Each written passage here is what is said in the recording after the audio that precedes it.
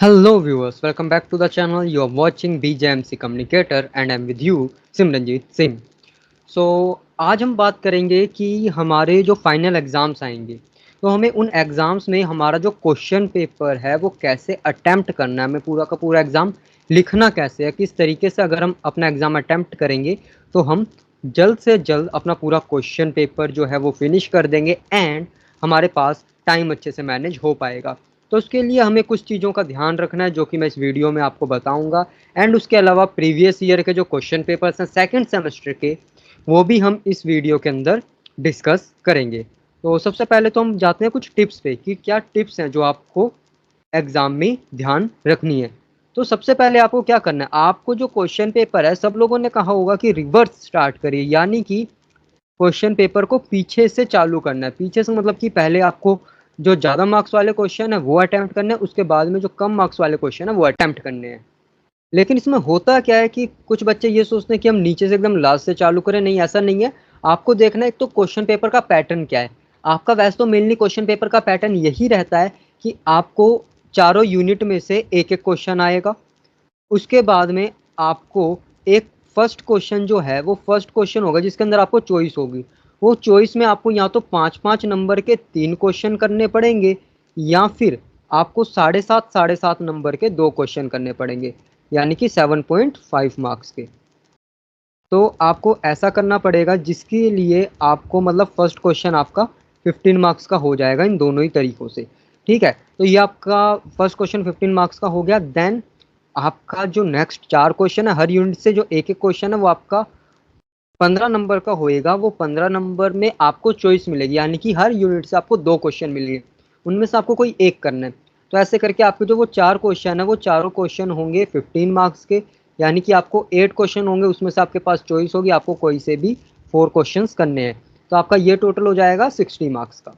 ठीक है, then 60 and plus में ये आपके 15, ये हो गया आपका टोटल 75 मार्क्स का एग्जाम। तो आपको इस तरीके से आएगा। तो आपको इसमें स्टार्ट कैसे करना है, अगर आप पहले 7.5 वाले करेंगे या जो भी आपको आते हैं, बट मेरी सलाह आपको यही होगी कि आप पहले अपने टाइम को मैनेज करें और सबसे पहले रिवर्स स्टार्ट करें। तो रिवर्स जो आप स्टार्ट करेंगे उससे पहले सबसे बेस्ट जो आंसर आपको आता है ना, सबसे पहले वो सबसे फर्स्ट नंबर पे उसको अटेम्प्ट करना, सबसे बढ़िया तरीके से जिसका आंसर पता है। ठीक है, तो ये नहीं है कि आप सोचो कि हाँ ये क्वेश्चन तो मुझे आता है, चलो ये मैं लास्ट में जल्दी जल्दी भी करके निपटा सकता हूँ या निपटा सकती हूँ। ऐसा आपको नहीं करना है, आपको सबसे पहले वही क्वेश्चन करना है। देन आपको पेजेस फिल करना है। आपको ये ध्यान रखना है कि आप कैसे ज़्यादा से ज़्यादा पेज फिल कर सकते हैं, क्योंकि यूनिवर्सिटी में चाहे आपकी स्टेट यूनिवर्सिटी है, चाहे सेंट्रल यूनिवर्सिटी है, चाहे कोई भी यूनिवर्सिटी है, चाहे प्राइवेट है, चाहे ओपन से आप कर रहे हैं, इग्नू से कर रहे हैं, है ना, तो उसमें आपको क्या करना है, उसमें आपको पेज फिल करके ही आने होते हैं। और आईपी में तो खासकर लोग कहते हैं कि पन्ने भर के आओ नंबर आपको मिलेंगे, तो आपको खाली पन्ने भर के आने हैं। पन्ने भर दीजिए, जो आपको आता है सब कुछ लिखिए, right all the related things, जो भी रिलेटेड चीज़ें आपको पता है आपके क्वेश्चन से, उससे रिलेटेड सब कुछ सब्जेक्ट बस लिख के आओ। और एक चीज़ जो और आपको करनी है वो है रीड द क्वेश्चन ट्वाइस। अपने क्वेश्चन को 2 बार पढ़ना। 2 बार क्यों पढ़ना वो मैं इसलिए कह रहा हूँ, ये नहीं कि आप पहली बार गलत पढ़ लोगे या सही से नहीं पढ़ पाओगे। दूसरी बार इसलिए पढ़ना है, ये नेक्स्ट पॉइंट समझने के लिए कि चेक करो वो जो नंबर क्वेश्चन है, यानी कि फर्स्ट क्वेश्चन या second number, check that question how many questions are asked in that one question, यानी कि उस क्वेश्चन में आपसे कितने सवाल पूछे गए हैं। यानी कि जैसे मान लो क्वेश्चन है what is communication and right about the magic bullet theory. ठीक है, मान लो ये पूरा क्वेश्चन होगा आपका what is communication and describe magic bullet theory. ठीक है, तो ये आपको 2 क्वेश्चन है और ये क्वेश्चन है आपका 15 मार्क्स का। तो इसमें दोनों क्वेश्चन जो होंगे ना वो 7.5 उसमें डिस्ट्रीब्यूट होगा। तो आपको व्हाट इज कम्युनिकेशन भी पहले अच्छे से बढ़िया तरीके से एक्सप्लेन कर देना है। नेक्स्ट आपको जाना है मैजिक बुलेट थ्योरी पे या फिर हाइपोडर्मिक नीडल थ्योरी, जो भी आप उसे कहें, उसको एक्सप्लेन करना। तो इसलिए आपको प्रॉपर दोनों को इक्वल वेटेज देनी है। ठीक है, इक्वल आपको उसको इंपॉर्टेंस देनी है कि आपको सही से एक्सप्लेन करना है। नहीं तो ये नहीं है व्हाट इज कम्युनिकेशन आपने एक लाइन में खत्म कर दिया, 2 लाइन में व्हाट इज कम्युनिकेशन डेफिनेशन दे दी और खत्म कर दिया, उसके बाद में आपने मैजिक बुलेट थ्योरी से वो भर दिया। या फिर ऐसा भी होगा कि आपने अगर वो छोटा लिख दिया what is communication, then magic bullet theory जब आप एक्सप्लेन करेंगे तो आपके पास उतना कंटेंट ही नहीं होगा कि आप अपने पन्ने सही से भर पाएं।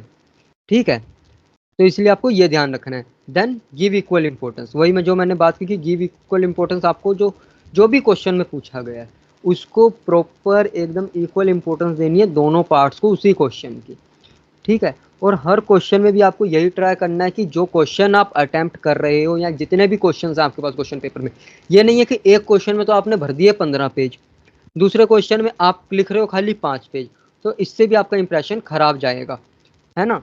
तो आपको यही ध्यान रखना है कि आपको हर क्वेश्चन में इक्वल तरीके से पेजेस फिल करने हैं, ठीक है। अब हम आते हैं हमारे नेक्स्ट वाले कुछ और, ये जो लास्ट पॉइंट्स बचे हैं, ये है पहला, एक ये है राइट क्लियर। क्लियर राइट का मतलब है आप जो भी कुछ चीज़ लिख रहे हैं उसे साफ लिखिए, क्लियर लिखिए, ताकि एग्जामिनर को पढ़ने में दिक्कत ना हो। आपका एक पॉइंट जो है वो अगले पॉइंट से अलग होना चाहिए। राइट इन पॉइंट्स, ये जो मैंने लिखा है, ये जो आप पॉइंट्स में लिखेंगे तो ऐसा नहीं है कि आपका इस वाले पॉइंट में भी सेम चीज़ आ रही है, अगले वाले में भी सेम चीज़ आ गई, ये नहीं होना चाहिए। गिव प्रॉपर हेड्स, आपको प्रॉपर हेड देने हैं। जो भी क्वेश्चन का आंसर आप अटेम्प्ट कर रहे हो, आंसर लिख रहे हो, वो जो आप आंसर लिख रहे हो ना, उसमें जो भी आप पॉइंट लिख रहे हो, ठीक है, यहाँ जैसे आप पॉइंट लिखोगे तो उस पॉइंट को आप कोई हेडिंग या हेडलाइन कुछ भी दोगे ना, तो वो जो हेडिंग दोगे ना पॉइंट को, वो सही होनी चाहिए, क्लियर होनी चाहिए एकदम, ताकि एग्जामिनर को जो आपका पेपर चेक कर रहा है ना, चेकर, उसको पता चल जाए कि आपने अंदर लिखा क्या। अगर आपने हेड सही दे दिया अपने आंसर को, अपने उस पॉइंट को, तो उसको समझ में आ जाए कि हाँ ठीक है। मेनली इतना टाइम किसी के पास नहीं कि आपके क्वेश्चन पेपर का एक एक पेज पढ़े, एक एक वर्ड पढ़े उसमें क्या लिखा है आपके आंसर शीट का, नहीं, ऐसा नहीं होगा। आप हेड्स लिखिए, शुरू की एक दो लाइनें बढ़िया तरीके से लिख दीजिए, ये नहीं है कि अंदर कुछ भी कंटेंट लिख देंगे, नहीं, सही से लिखिए। ऊपर की एक दो लाइन अगर आपने बढ़िया लिख दी और हेड्स बढ़िया दे दिए, तो आपका इंप्रेशन बहुत बढ़िया चला जाता है चेक करते टाइम, जो भी आपकी आंसर शीट चेक कर रहा हो। नेक्स्ट है गिव डेफिनेशन। डेफिनेशन देनी है आपको, कोई भी क्वेश्चन आपसे पूछा गया, कम्युनिकेशन के सब्जेक्ट में कम्युनिकेशन का कोई क्वेश्चन पूछा गया, कम्युनिकेशन की डेफिनेशन डाल दो उसमें। उसके बाद आपसे सेकंड सेमेस्टर में मीडिया लॉज के ऊपर कोई क्वेश्चन है तो लॉज क्या होते हैं एक्सप्लेन कर दो, एथिक्स क्या होते हैं एक्सप्लेन कर दो। उसके अलावा फोटोग्राफी से रिलेटेड क्वेश्चन है, फोटोग्राफी क्या होती है एक्सप्लेन कर दो, है ना। आपका कुछ ऐसा क्वेश्चन है या फिर आपका स्पोर्ट जर्नलिज्म से रिलेटेड क्वेश्चन है, तो स्पोर्ट जर्नलिज्म क्या होता है वो एक्सप्लेन कर दो। पहले डेफिनेशन दे दो, थोड़ी सी आपकी खुद बनाई हुई डेफिनेशन दे दो, एक दो जो स्कॉलर्स की दी हुई डेफिनेशन है वो डाल दीजिए, कम से कम एक पेज आपका आराम से भर जाएगा। तो ये एक काम आपको करना है। नेक्स्ट है आपके पास don't write opinions, your opinions, यानी कि कुछ भी आप आंसर लिख रहे हैं तो उसके अंदर अपने ओपिनियन मत डाल दीजिए। कोई भी, जैसे मान लीजिए आपसे मीडिया लॉज में कोई क्वेश्चन पूछा गया या फिर प्रिंट जर्नलिज्म में कोई क्वेश्चन पूछा गया, अब मीडिया लॉज में ये नहीं है कि आपसे सेडिशन पे या कुछ क्वेश्चन पूछा गया तो आप उसमें अपनी राय डाल दें, या फिर कंटेम्प्ट ऑफ कोर्ट पे कोई क्वेश्चन पूछा गया तो उसमें आप अपनी राय डाल दें। प्रिंट जर्नलिज्म में मीडिया फ्री है कि नहीं है, ऐसा कुछ क्वेश्चन आया है, पीसीआई के ऊपर कोई क्वेश्चन आया, वो टूथलेस टाइगर क्यों है, वैसा कोई क्वेश्चन आया, तो उसके ऊपर ये नहीं आप अपने व्यू पॉइंट्स अपने ओपिनियंस डाल दीजिए, ये आपको नहीं करना है। ये आपको जब ही करना है जब क्वेश्चन के अंदर लिखा गया हो कि आप क्या समझते हैं, आप अपना ओपिनियन शेयर कीजिए। वरना अगर डायरेक्ट क्वेश्चन है तो उसमें अपने ओपिनियन मत डालिए, अपना कोई भी पॉलिटिकल ओपिनियन या पॉलिटिकल व्यू पॉइंट आपको जो बिल्कुल मत डालिएगा। ये आपको काम नहीं करना है, ये काम करने से आपको बचना है। नेक्स्ट, जो भी आप क्वेश्चन का आंसर लिख रहे हो, जो भी आंसर है उसको कंक्लूड करना है अच्छे से। अगर आपने बढ़िया से पूरा अपना एक आंसर दे दिया है, सारे पॉइंट्स वगैरह लिख दिए हैं, या किसी में आपको अपना कुछ ओपिनियन देना तो वो भी आपने दे दिया है, देन लास्ट में क्या करना है, एक छोटा सा पैराग्राफ लिख के 3-4 लाइन का, या जितना आपने आंसर लिखा उसके हिसाब से, वो आपके ऊपर डिपेंड करता है कि आप उसको कंक्लूड कितने में कर सकते हैं। तो एक क्रक्स जो आपके पूरे आंसर का है वो लेके एक कंक्लूडिंग जो पैराग्राफ है वो लिख दीजिए, ताकि आप अच्छे से अपने आंसर को कंक्लूड कर रहे हैं। ये आपका जो चेकर है, आंसर शीट चेक करने वाला, उसको पता चल जाएगा कि हाँ आपने आंसर अच्छे से अटेम्प्ट किया और आपका कंक्लूजन ये निकला है। देन गिव एग्जाम्पल, सबसे इम्पोर्टेंट पॉइंट है ये, सबसे इम्पोर्टेंट पॉइंट है एग्जाम्पल देने। एग्जाम्पल देने से आपके दो फायदे होते हैं। एक तो अगर आपने एग्जाम्पल दे दिया हर क्वेश्चन का, तो जो आपका एग्जामिनर है, चेकर है, उसको पता चल जाएगा कि भाई इसको अच्छे से सब्जेक्ट की नॉलेज है, इसको टॉपिक की नॉलेज है, इसको उसके रिलेटेड जो आंसर्स हैं, जो एग्जाम्पल्स हैं, वो एग्जाम्पल्स उसको पता है। तो अगर उसको लगेगा कि आपको एग्जाम्पल्स पता है, आप अच्छे से एक्सप्लेन कर पा रहे हो एग्जाम्पल्स के ज़रिए, तो आपको ज़्यादा मार्क्स मिलने के चांस हैं। उसके बाद में एग्जाम्पल देने से सेकंड फ़ायदा आपका यह कि अगर आपने एग्जाम्पल दे दिया तो आप उससे आराम से पेज भी भर सकते हो। ठीक है, जैसे मान लो कोई बड़ा एग्जाम्पल है, अगर आपने बड़ा एग्जाम्पल दे दिया, जैसे एक मैंने आपको टर्म पढ़ाई थी मीडिया लॉज एंड एथिक्स में, वो थी कोड। तो कोड का मैंने आपको एक मध्य प्रदेश वाला एग्जाम्पल बताया था, तो वो अगर आप वो एग्जाम्पल डालेंगे तो आराम से उससे आप एक पेज भर सकते हैं। तो आपको यही काम करना है कि एग्जाम्पल से आप आराम से पेज भर सकते हैं। अगर आपने 2 एग्जाम्पल डाल दिए बहुत बढ़िया, जितना आप डाल सकते हैं उतना एग्जाम्पल उसमें ऐड ऑन करने की कोशिश करें। Then keep a watch with you. ये एक बढ़िया बात है कि आप जब भी एग्जाम देने जा रहे हैं आपको अपने पास एक वॉच रखनी है। वॉच रखने से आपको टाइम का अंदाजा रहेगा। टाइम का अंदाजा रखना इसलिए भी इम्पोर्टेंट है क्योंकि होता क्या है ना, कि आपको अंदाजा रह ही नहीं पाता। आप शुरू का आधा घंटा तो मैक्सिमम, अगर मैं बोलूँ, सबके साथ होता है। जब हम लिखते थे हमारे साथ भी सेम चीज़ हुई है कि शुरू का आधा घंटा तो ना हम धीरे धीरे लिखने में ही वेस्ट कर देते हैं, एक ही आंसर के ऊपर कि हाँ ठीक है ऐसे लिखूंगा, ये ऐसे करूंगा या ऐसे करूंगी, ये करते करते ही हमारा आधा घंटा आराम से वेस्ट हो जाता है। वो चीज़ आपको नहीं करनी है। आपको अपने सामने घड़ी रखनी है और टाइम को डिस्ट्रीब्यूट कर लेना कि आप इस क्वेश्चन पे इतना टाइम दोगे क्वेश्चन के अकॉर्डिंग। जैसे 15 मार्क्स वाले पे, हाँ मैं इतना टाइम इस क्वेश्चन पे दूंगी तो मैं इसके लिए इतना टाइम बचेगा, इतना दूंगा तो इतना टाइम बचेगा। वो चीज़ आपको पहले ही घर से तैयार करके जानी है। अब मैं ये नहीं कहूंगा कि आप हर क्वेश्चन को आधा घंटा दे दो या 20 मिनट इसको एक क्वेश्चन पे या 45 मिनट दो। वो आपके ऊपर डिपेंड करता है, वो आपकी राइटिंग स्पीड के ऊपर डिपेंड करता है, या और वो उस बात पे डिपेंड करता है कि जब आप एग्जामिनेशन हॉल में बैठे हो ना, तो आपको कौन सा क्वेश्चन कितना आ रहा है ना। आप ये नहीं है, बहुत सारे लोग यूट्यूबर्स आपको कहते हैं कि मतलब एक क्वेश्चन पे इतना टाइम दे दो, टीचर्स कहते हैं एक क्वेश्चन पे आधा घंटा दो, 35 मिनट दो, उससे ज़्यादा मत देना, ऐसे करना वैसे करना। बट पॉइंट ये है कि आपको जिस क्वेश्चन पे जितना आता है उस क्वेश्चन पे उतना टाइम लगाइए। ठीक है, नेक्स्ट पॉइंट ये कॉन्ट्राडिक्ट करेगा थोड़ा जब मैं नेक्स्ट पॉइंट पे जाऊंगा। तो ये है कि आपको ना उस टाइम पे एग्जाम हॉल में आता कितना है और आपकी राइटिंग स्पीड कितनी है। ठीक है, अगर आपको बढ़िया से आंसर आ रहा है तो आप कम टाइम में ज़्यादा पेजेस भर सकते हैं, है ना। अगर आपको आंसर नहीं आ रहा तो आप स्लो लिखेंगे, सोच के लिखेंगे, तो उस हिसाब से आप आंसर शीट देखने के बाद में 2 मिनट लीजिए, 2 मिनट अपनी वॉच में टाइम देखिए, उसके बाद में उस 2 मिनट में अपने पूरे जो आपका टाइम एग्जामिनेशन का उस पूरे को मैनेज कर लीजिए। ठीक है, कि मैं एक क्वेश्चन में इतना टाइम दे के ऐसे ऐसे ऐसे ये मेरा हो जाएगा, मेरे को इतना आता है इतना नहीं आता है, इतना मैं बना के लिखूंगा लिखूंगी, ऐसे करना है। ठीक है, लास्ट पॉइंट है don't waste time on both type of questions if you know the answer और नॉट। इसमें मैं कहना चाह रहा हूँ कि दोनों टाइप के क्वेश्चन पे टाइम वेस्ट नहीं करना, चाहे आपको आंसर आता हो चाहे ना हो। तो कई बार होता है क्या, आपको जिस क्वेश्चन का आंसर आता है, जैसे मैंने अभी आपको कहा जो सबसे अच्छे से आता है उसको सबसे पहले लिखिए। इसमें आप क्या करेंगे, जो क्वेश्चन का आंसर आपको सबसे अच्छे से आता है आप उसको सबसे पहले लिखेंगे, और आप क्या करेंगे कि मेरे को इसमें बहुत बढ़िया आता है, मैं लिखता हूँ लिखता हूँ लिखता हूँ लिखता हूँ, एग्जाम्पल भी डाल दूँ, पॉइंटर्स और डाल दूँ, ये भी लिख दूँ वो भी लिख दूँ, डेफिनेशन भी लिख दूँ। उसमें आप पन्ने भरने की सोचेंगे और एक क्वेश्चन में ही आप एक एक घंटे से अपना सवा घंटा, 1 आवर टू 1 आवर 15 मिनट आप वेस्ट कर देंगे। वही काम आपको नहीं करना है। इससे क्या होगा, आपका बाकी आंसर के लिए टाइम मैनेज नहीं हो पाता है लास्ट में। जब आपको ये लगता है कि हाँ मेरे को आता, कर लेंगे कर लेंगे कर लेंगे जल्दी करेंगे, लेकिन उसमें होता है क्या, उसमें आप देर कर देते हैं। तो आपको ध्यान रखना है कि आप उस क्वेश्चन पे जो आपको आता है उस पर भी टाइम वेस्ट ना करें, और जो नहीं आता है उसको एकदम लास्ट के लिए रखें, क्योंकि लास्ट में जो आपने पूरा क्वेश्चन जब अपना कंप्लीट कर लिया तो लास्ट में आपके पास जो भी टाइम बचेगा उसमें आप आराम से उसके ऊपर ब्रेनस्टॉर्म करके आराम से उस आंसर को लिख सकते हैं। ठीक है, तो अब हम जाते हैं हमारी क्वेश्चन पेपर सॉल्व करने पे। ठीक है, तो अब हम हमारे प्रीवियस ईयर के जो सेकंड सेमेस्टर के क्वेश्चन पेपर्स हैं उस पर थोड़ी सी नज़र डाल लेते हैं, थोड़ा सा उसको भी डिस्कस कर लेते हैं, है ना। तो यहाँ पे मेरे पास हर सब्जेक्ट के क्वेश्चन पेपर्स हैं आपके लिए। तो सबसे पहले हम प्रिंट जर्नलिज्म की बात करेंगे। प्रिंट जर्नलिज्म में देखिए क्वेश्चन पेपर का पैटर्न कैसे आया था। ये मैंने ऑनलाइन वेबसाइट से उठाए हैं, आप भी अगर गूगल करेंगे तो आपके पास क्वेश्चन पेपर आपको सारे इजीली अवेलेबल हो जाएंगे। ठीक है, तो बाकी कुछ क्वेश्चन पेपर मेरे पास भी पढ़े हैं, कुछ स्टूडेंट्स के हैं या फिर हमारे टाइम पे जब हमने किया था तब के पढ़े हैं। बट मैंने सोचा कि आपको प्रीवियस ईयर का एकदम लेटेस्ट क्वेश्चन पेपर से आपको समझाने की कोशिश करता हूँ। तो 2023 का क्वेश्चन पेपर मैंने निकाला है, तो उसमें इस तरीके से पैटर्न है।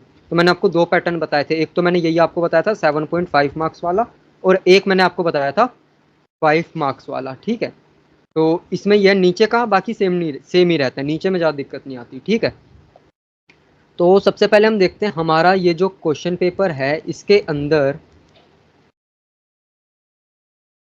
ठीक है, चलिए, तो सबसे पहले हमारे पास है, इसमें जो है आपको कोई से दो आंसर्स को, दो दो क्वेश्चंस को आंसर करना है। सबसे पहले और इसमें से आपको 2 ही करना है। 7.5 मार्क्स का एक क्वेश्चन है, दोनों मिला के 15 मार्क्स। आपका टोटल पेपर है 75 मार्क्स का। 15 इसके, 15 इसके, 15, 15 एंड 15। ठीक है, तो ऐसे करके आपका क्वेश्चन पेपर का पैटर्न चलेगा। तो सबसे पहले आपको इन चारों में से कोई से 2 चीज़ों को आंसर करना है। तो इसको आप आंसर कर सकते हैं सिटीजन जर्नलिज्म क्या होता है आपके according.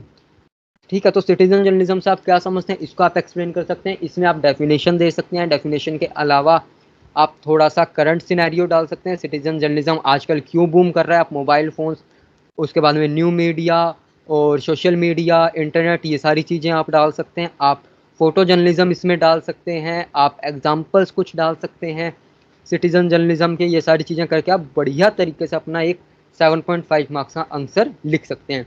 Then reporting for a news agency. News agency के लिए रिपोर्टिंग कैसे होते हैं उस चीज़ के ऊपर आप आराम से लिख सकते हैं। स्टाइल शीट क्या होती है, इसका पर्पस क्या होता है, रेलिवेंस क्या होती है, उसके ऊपर आप कर सकते हैं। एडिटिंग सिंबल्स क्या होते हैं, इसके ऊपर आप लिख सकते हैं। तो ऐसे करके आपके पास 4 ऑप्शन, इनमें से कोई से भी 2 आपको जो बढ़िया तरीके से आते हो, आप वो क्वेश्चन अटेम्प्ट करके अपना ईजिली आंसर दे सकते हैं। तो इसमें से कोई 2 करेंगे तो 7.5 मार्क्स ईच के हिसाब से आपके 2 क्वेश्चन 15 मार्क्स के हो गए। देन 15 मार्क्स हर यूनिट से आपको करने हैं। हर यूनिट से 2 क्वेश्चन आएंगे, एक ये रहा और एक क्वेश्चन आपका ये रहा। दोनों में आपके पास चॉइस है, दोनों में से आपको कोई एक अटेम्प्ट करना है। First is what do you understand by the term news, explain news values with suitable and contemporary examples. अभी जो मैंने आपको पीछे कहा था कि एक क्वेश्चन के अंदर कितने क्वेश्चन है उनका ध्यान रखना। तो यहाँ पे आपके पास क्या है, एक तो है व्हाट इज न्यूज़, न्यूज़ से आप क्या समझते हैं। ठीक है, तो आपको न्यूज़ से आप क्या समझते हैं वो सारी चीज़ें, न्यूज़ की डेफिनेशन देनी है, वो लिखना है कि कुछ भी न्यू होता है, जो इन्फॉर्मेशन होती है, जो एक मासेस के ऊपर, लार्ज नंबर ऑफ ऑडियंस को इम्पैक्ट करती है, वो न्यूज़ होती है। आप न्यूज़ और इन्फॉर्मेशन के में डिफरेंस भी एक्सप्लेन करके लिख सकते हैं, है ना। ये सारी चीज़ें कर सकते हैं। Then explain news values with suitable and contemporary example. News values क्या होती हैं आपको पता ही है, आपने पढ़ रखी है। न्यूज़ वैल्यूज़ आप लिख सकते हैं जो भी हैं, और कंटेम्प्रेरी टाइम पे कुछ सुटेबल एग्जाम्पल्स हैं। जैसे न्यूज़ वैल्यूज़ में एक तो होता है क्रेडिबिलिटी वगैरह आ गई, और वो सारी चीज़ें वो आप करंट सिनेरियो से ना उसको कैसे जोड़ के वो आप दिखा सकते हैं, अपने आंसर को एक्सप्लेन कर सकते हैं। Examine the key responsibility and ethical obligations that journalists should uphold in their role as a fourth state, ensuring transparency, accountability and the free flow of information in the society। तो ये भी एक easy question है जिसको आप easily attempt कर सकते हैं। और अब इसमें जर्नलिज्म में जर्नलिस्ट की जो आपकी रिस्पॉन्सिबिलिटीज़ होती हैं, एथिकल ऑब्लिगेशंस होती हैं, तो वो आप कैसे उसको एक्सप्लेन करें क्या क्या होते हैं वो आप बता सकते हैं। क्योंकि जो मीडिया है उसको फोर्थ पिलर कहा जाता है डेमोक्रेसी का, उस हिसाब से आप उसमें ट्रांसपेरेंसी, अकाउंटेबिलिटी या फ्री फ्लो ऑफ इंफॉर्मेशन कैसे इसको इंश्योर कर सकते हैं जर्नलिस्ट, है ना, उसके ऊपर आप आराम से इस क्वेश्चन के आंसर को एक्सप्लेन कर सकते हैं। Explain the structure of a news report. News report का स्ट्रक्चर क्या होता है ये आपको एक्सप्लेन कर देना है। एक क्वेश्चन आपका यहाँ पे ये हो गया, स्ट्रक्चर आप बता देंगे। उसके बाद में throw light upon the guidelines for headline writing specially including the context online media landscape. तो इसमें आपको क्या कर देना है कि भाई एक तो आपको एक्सप्लेन कर देना स्ट्रक्चर क्या होता है न्यूज़ रिपोर्ट का। उसके बाद में आपको हेडलाइन क्या लिखते हैं, हेडलाइन लिखते समय क्या चीज़ का ध्यान रखना चाहिए ऑनलाइन मीडिया लैंडस्केप में, ये सारी चीज़ें जो भी होती हैं उसके ऊपर आप लिख सकते हैं, है ना। हेडलाइन की लेंथ कितनी होनी चाहिए, कितने वर्ड्स होने चाहिए, कैसी होनी चाहिए, है ना। क्वेश्चन हेडलाइन या टाइप्स वगैरह जो भी, वो सारी चीज़ें आप इसमें एक्सप्लेन कर सकते हैं। Critically analyse the significant risk, challenges and ethical considerations that investigative journalists face in their pursuit of uncovering hidden truths and controversies। यानी कि आपके जो इन्वेस्टिगेटिव जर्नलिस्ट हैं वो क्या रिस्क उनके ऊपर रहते हैं, क्या चैलेंज वो फेस करते हैं, और कौन से एथिकल कंसिडरेशंस उनको करनी चाहिए इन्वेस्टिगेटिव जर्नलिज्म करते समय। तो उन सारी चीज़ों को आपको बताना है, वो लिखनी है कि भाई रिस्क कैसे रहते हैं, जान का खतरा रहता है, धमकियाँ मिलती हैं, अपनी आइडेंटिटी उनको छुपा के रखनी पड़ती है, काफ़ी समय तक वो किसी ऑपरेशन पे होते हैं तो वो किसी के साथ शेयर भी नहीं करते हैं, है ना। वो सब आपको बता देना है। एथिकल कंसिडरेशन, एथिक, कुछ चीज़ों का ध्यान रखना कि भाई आप किसी की प्राइवेसी में ना जाओ, किसी के राइट टू प्राइवेसी का आप हनन ना करो। उसके बाद में ऑफिशियल सीक्रेट्स एक्ट हैं उसका आप ध्यान रखो। तो ऐसे कई सारी चीज़ें जिनका एक जर्नलिस्ट को एथिकल तरीके से ध्यान रखना चाहिए इन्वेस्टिगेटिव जर्नलिज्म करते समय। Then explain the structure of newsroom in a print media organization. Print media organisation में न्यूज़ रूम का स्ट्रक्चर क्या होता है वो आपको एक्सप्लेन कर देना है. Discuss the pivotal role played by an editor in shaping the quality accuracy and overall impact of the news content produced by the media organisation. तो इस क्वेश्चन का आंसर आप दे सकते हैं. नेक्स्ट आपके पास में discuss the importance and relevance of editorial writing in shaping public opinion in contemporary times. Give suitable examples. यानी कि एडिटोरियल जो राइटिंग होती है, जो एडिटोरियल पेज पे एडिटर लिखते हैं, या फिर जो भी आपकी स्टोरीज किस तरीके से न्यूज़पेपर में लिखी जा रही है, वो लोगों को किस तरीके से पब्लिक ओपिनियन लोगों का कैसे शेप करता है. तो ये बहुत बढ़िया क्वेश्चन है. इसको इजीली आप एक्सप्लेन कर सकते हैं कि न्यूज़पेपर या मीडिया जो है लोगों का ओपिनियन फॉर्म करता है, ये सब लिख के आप एडिटोरियल कैसे फॉर्म करता है. एडिटोरियल जो न्यूज़ ऑर्गेनाइजेशन की जो आपकी पॉलिसी होती है ना, जो वो जो आइडियोलॉजी उनकी होती है, वो सब आपको एडिटोरियल से पता चलता है. वो सारी चीज़ें आप इसमें एक्सप्लेन करके लिख सकते हैं. Then last question है write about visual elements like graphics, images, timelines, cartoons contribute to the storytelling and overall reader experience in print media. तो कैसे ये सारी चीज़ें प्रिंट मीडिया में रोल प्ले करते हैं, इसके ऊपर आप एक्सप्लेन करके लिख सकते हैं. Then next is enumerate the differences in copy editing for a newspaper and a magazine in with relevant example. यानी कि न्यूज़पेपर और मैगजीन में कॉपी एडिटिंग करते समय क्या डिफरेंसेस होते हैं उनको आपको बताना है रेलिवेंट एग्जांपल देते हुए. तो ये था आपका प्रिंट मीडिया का question paper. Okay, so next question paper हमारे पास है मीडिया लॉज एंड एथिक्स का.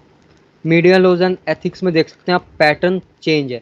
इसमें 5 मार्क्स के 3 क्वेश्चन आपके पास जो मिला के 15 नंबर के बनेंगे. तो इसमें आपका सबसे पहला क्वेश्चन है जिसमें आपको 5 पॉइंट ऑप्शंस दिए गए हैं. 5 में से आपको कोई से भी 3 चूज़ कर लेने हैं. तो यहाँ तो आपको recommendation of second press commission क्या है वो आप बता सकते हैं. चंदा कमेटी के बारे में आपको एक्सप्लेन कर सकते हैं, थोड़ा आपको इजी पड़ेगा, आपने पढ़ी होंगी. ट्राई के बारे में आप बता सकते हैं. ऑर्डिनेंस एंड एफिडेविट में क्या अंतर होता है, मैंने वीडियो में आपको अच्छे से बता रखा है, आप एक्सप्लेन कर सकते हैं. डिपेंडेंट एंड एक्विटल में क्या डिफरेंस होता है, ये आप वीडियो देख के आराम से समझ सकते हैं, एक्सप्लेन कर सकते हैं. तो इजी क्वेश्चंस हैं, आपको ज़्यादा मुश्किल नहीं पड़ेगी आंसर लिखने में. उसके बाद में explain the freedom of speech and expression article 19(1)(a) जो है विद सूटेबल एग्जांपल्स, एंड आपको ब्रीफ कर देना है आर्टिकल 19(2) के बारे में. तो ये आपका 15 मार्क्स का क्वेश्चन है. ये आपको टीचर्स ने भी कॉलेज में बोला होगा कि इसके ऊपर काफ़ी ध्यान दिया होगा, एंड इजी क्वेश्चन है. राइट, जो आपका freedom of speech and expression का जो आपका राइट है, इसके ऊपर अगर आप लिखते हैं तो आपकी जो भी 6 प्रकार की फ्रीडम्स हैं उनको आपको एक्सप्लेन कर देना. उसके बाद में जो आपकी रीजनेबल रिस्ट्रिक्शंस हैं वो आप बता देंगे आर्टिकल 19(2) के अकॉर्डिंग. तो आपका इजीली अच्छी खासी आपकी आंसर की लेंथ हो जाएगी. देन हमारे पास नेक्स्ट है, इसी में लोकपाल इन इंडिया के बारे में आपको बताना है. उसके बाद में relevant provisions of Lokpal and Lokayukta act 2013 के बारे में आपको एक्सप्लेन करना है. तो इसके बारे में आप बता सकते हैं लोकपाल जो है इसकी रोल्स एंड रिस्पॉन्सिबिलिटीज़ क्या हैं इंडिया में, वो आप बता सकते हैं. तो ये भी आपको क्वेश्चन उतना मुश्किल नहीं पड़ेगा, ये भी आप इजीली एक्सप्लेन कर सकते हैं. What are the parliamentary privileges, parliamentary privileges क्या होता है ना. उसके बाद में इसमें अमेंडमेंट्स जो आप इंट्रोड्यूस करना चाहेंगे वो सजेस्ट कर सकते हैं, है ना. तो ये आपके ऊपर, आप क्या सजेस्ट करना चाहते हैं अपनी सोच के अकॉर्डिंग, है ना. What do you know about sedition, sedition क्या होता है ना. Explain some recent cases regarding this, जैसे कि सेडिशन के बारे में अभी तो काफ़ी चर्चा भी चल रही है और काफ़ी सारे केसेस भी आपको हाल फिलहाल में मिल जाएंगे. काफ़ी जर्नलिस्ट के ऊपर सेडिशन लगाया गया है. सेडिशन मतलब इम्पोर्टेंट क्वेश्चन है, एग्जाम में आने की संभावना रहती है. सेडिशन एंड आपका जो ये freedom of speech and expression जो है आर्टिकल 19(1)(a) एंड 19(2), ये काफ़ी इंपॉर्टेंट क्वेश्चन है, आपको हर बार ये एग्जाम में देखने को मिल ही जाते हैं. So what do you understand by about official secret act क्या होता है, इसके बारे में आप बता सकते हैं, है ना. Explain relevance in present scenario, है ना. तो आरटीआई और ऑफिशियल सीक्रेट एक्ट कैसे एक दूसरे को मतलब अपोज करते हैं, इसके ऊपर आप लिख सकते हैं, थोड़ा सा इसको भी ऐड कर सकते हैं. उसके बाद में आरटीआई में, आरटीआई कोई भी इंफॉर्मेशन आरटीआई एक्ट के थ्रू लेने का जो प्रोसेस है, जो प्रोसीजर है वो क्या होता है, ये आप एक्सप्लेन कर सकते हैं। जैसे पहले आप आर्टिकल डालते हैं, फिर सेकंड डालते हैं, एंड वो जो भी होती है मतलब उसका कितना खर्चा आता है। उसके बाद में जैसे 30 दिन में या जितने दिन में आपको इन्फॉर्मेशन आरटीआई एक्ट के थ्रू मिलनी होती है वो आप एक्सप्लेन कर सकते हैं। अगर नहीं देते तो जो जुर्माना लगता है वो आप बता सकते हैं। जो सज़ा होती है उसके बारे में आप बता सकते हैं। तो ये ऐसे करके आप एक्सप्लेन कर सकते हैं। Then discuss the important constitutional provisions with regard to press. Press से रिलेटेड कॉन्स्टिट्यूशनल प्रोविजनल क्या हैं वो आप एक्सप्लेन कर सकते हैं। नेक्स्ट है press council of India PCI को टूथलेस टाइगर क्यों कहा जाता है। बहुत इंपॉर्टेंट क्वेश्चन है ये, आपको आपके मीडिया लॉज एंड एथिक्स में भी और आपके प्रिंट जर्नलिज्म में भी दोनों में मिल जाता है। तो पढ़ के जाइएगा, दोनों में से किसी ना किसी एक में आने की संभावना है। उसके बाद में throw light on press council code on communal writing. तो इसके ऊपर आप लिख सकते हैं कि उसके क्या कोड्स हैं, क्या उसकी गाइडलाइंस हैं, वो आप एक्सप्लेन यहाँ पे कर सकते हैं। नेक्स्ट आपके पास आता है फोटोग्राफी। फोटोग्राफी में आपका वही पैटर्न है मीडिया लॉज वाला, 3x5। 3x5 में आपके पास 5 ऑप्शन है, उनमें से आपको कोई से 3 चूज करने हैं। जैसे कि डिजिटल वर्सेस ऑप्टिकल के बारे में बता सकते हैं, मॉर्फिंग क्या होती है उसके बारे में आपको बता देना है, फोकल लेंथ क्या होती है कैमरे में उसके बारे में बता देना, लेंस में। उसके बाद में आईएसओ क्या होता है उसके बारे में आप एक्सप्लेन कर सकते हैं। आईएसओ कब बढ़ाना होता है, घटाना होता है ना।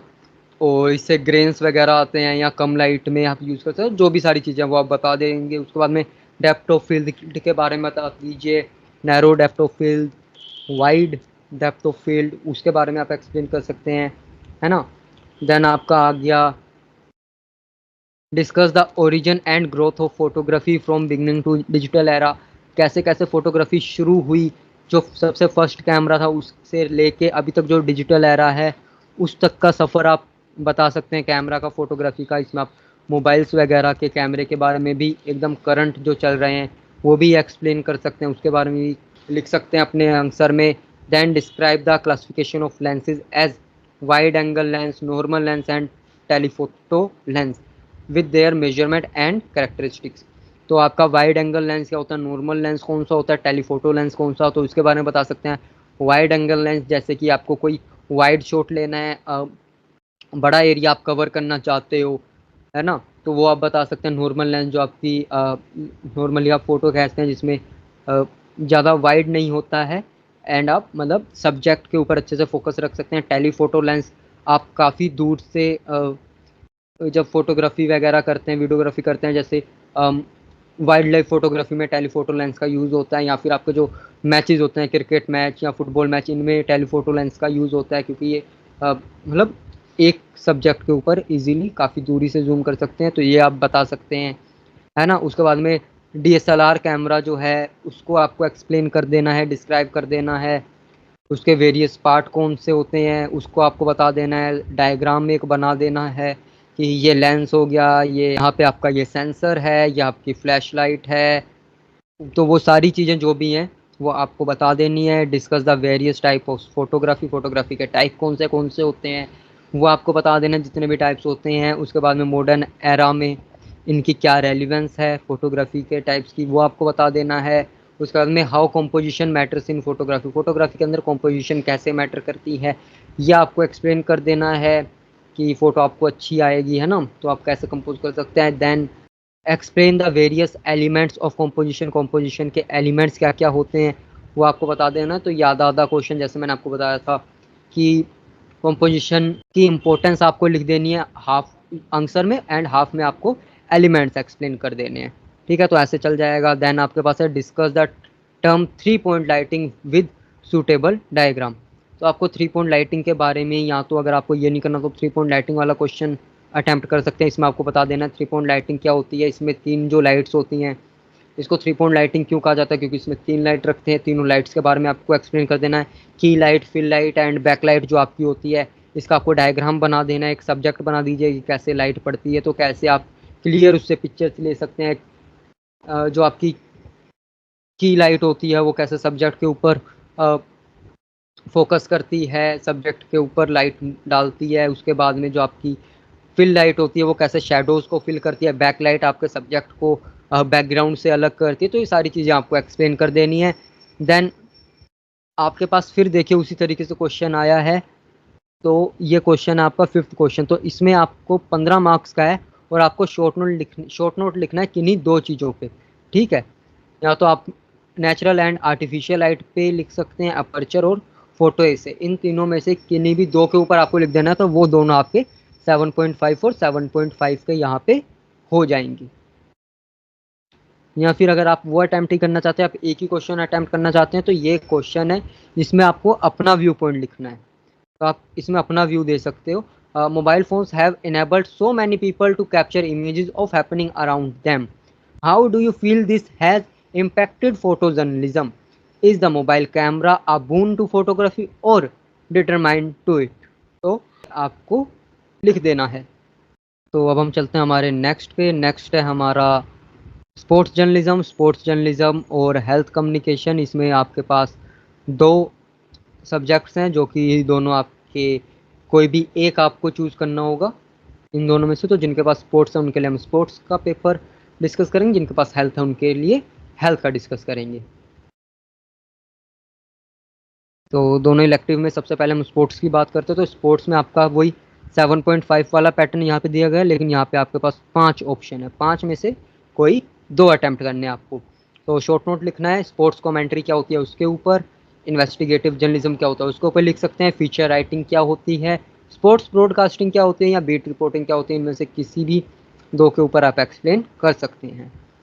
और मोस्टली वही चीज़ें, investigative journalism, feature writing, beat reporting, ये तीनों चीज़ें जो है ये आपकी जो प्रिंट जर्नलिज्म उसके अंदर भी कहीं ना कहीं यूज होंगी। तो आप दोनों के पॉइंट ऑफ व्यू से इसको पढ़ सकते हैं। देन फर्स्ट यूनिट से अपने पास 2 क्वेश्चन है। इसमें how has sport journalism evolved over the years and what impact have technological advancements had on the field. तो ये आप एक्सप्लेन कर सकते हैं कि भाई कैसे एवॉल्व हुआ है स्पोर्ट जर्नलिज्म काफ़ी सालों पहले से लेके, और जो टेक्नोलॉजिकल एडवांसमेंट अब हुई है उसकी फील्ड पे क्या इम्पैक्ट है अब वो आप बता सकते हैं।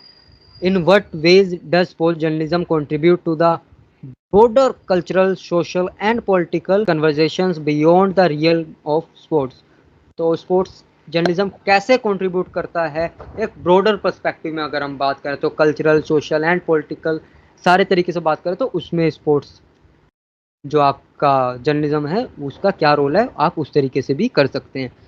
What are the key elements of effective sports reporting and writing, and how do they contribute to engaging and informating coverage of sporting events। तो ये आप कर सकते हैं। देन इसी में आपके पास चॉइस है, how has the rise of digital media platforms influenced sports reporting and writing, and what opportunities and challenges does it impose for journalist in the modern era.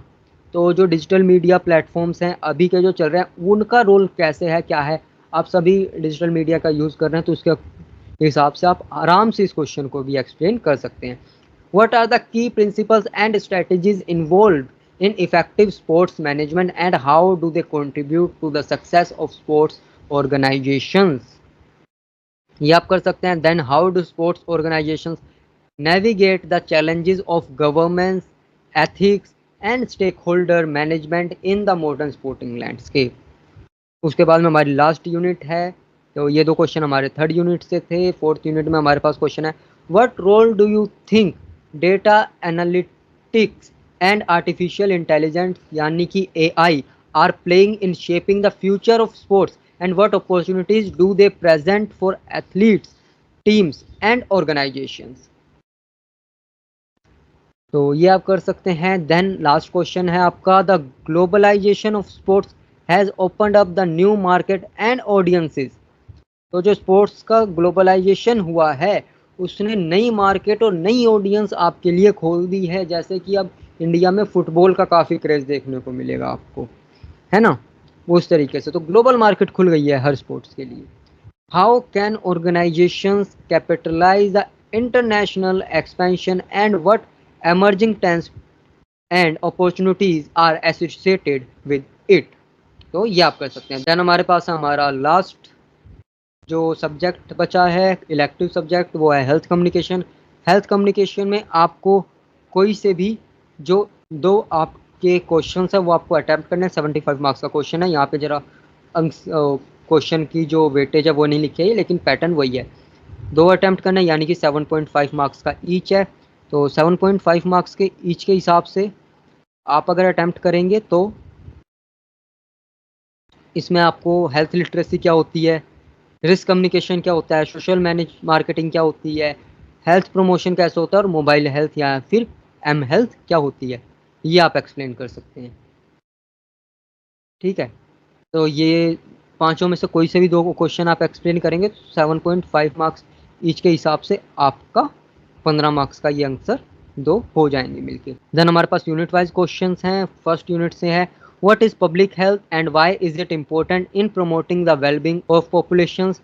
Next हमारे पास आ गया discuss the concept of health equity and the importance of addressing health disparities in public health interventions.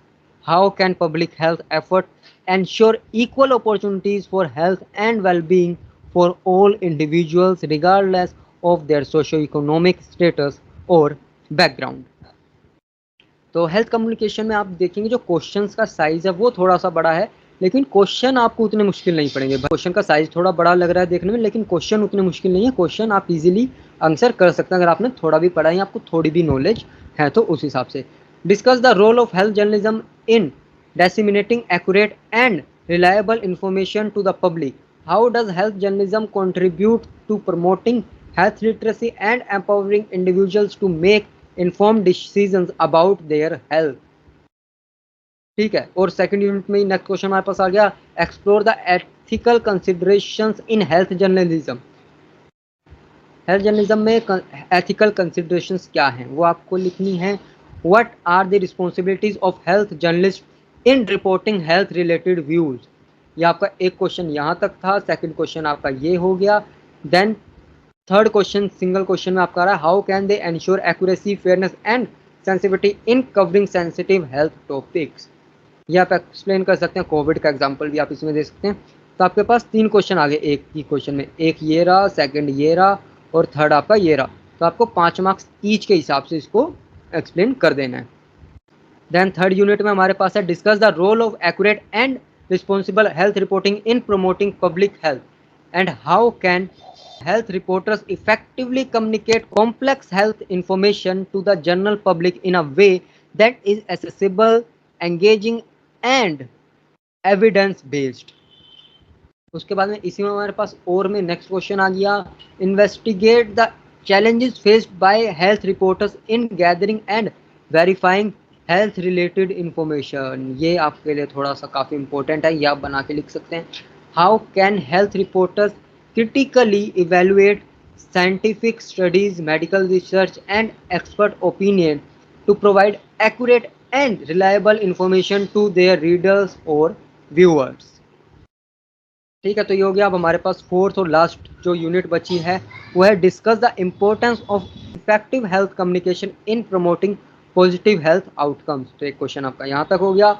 How does clear and accessible health communication contribute to empowering individuals, promoting health literacy and facilitating informed decision making। फिर हमारे पास आ गया analyse the impact of digital technology and social media on health communication. How has the advent of digital platforms transform the way health information is disseminated and accessed। Discuss the opportunities and challenges associated with utilizing digital platforms for health communication and address potential concerns about the accuracy and reliability of online health information। तो ये सारे जो भी हमारे 5 major subject थे जिनमें से 3 हमारे कोर थे, 2 हमारे इलेक्टिव थे, वो हमने अच्छे तरीके से कंप्लीट कर लिए हैं। उनका क्वेश्चन पेपर हमने देख लिया और क्वेश्चन पेपर कैसे अटेम्प्ट करना है वो मैं आपको पहले ही बता चुका हूँ। तो ये थी कुछ टिप्स एंड अगर फिर भी आपको कोई डाउट है तो आप हमें ईमेल कर सकते हैं। हमारी ईमेल आईडी है communicatewithcommunicator@gmail.com। आप हमें इंस्टा पे फॉलो कर सकते हैं, इंस्टा पे मैसेज करके अपनी क्वेरीज पूछ सकते हैं।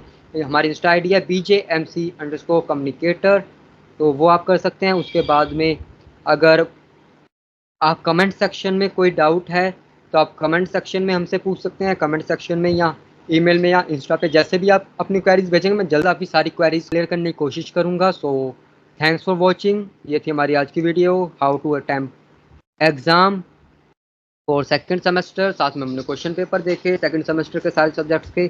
सो once again thanks for watching. Like, comment, share, subscribe if you like the content and do share with your friends also. Thank you so much.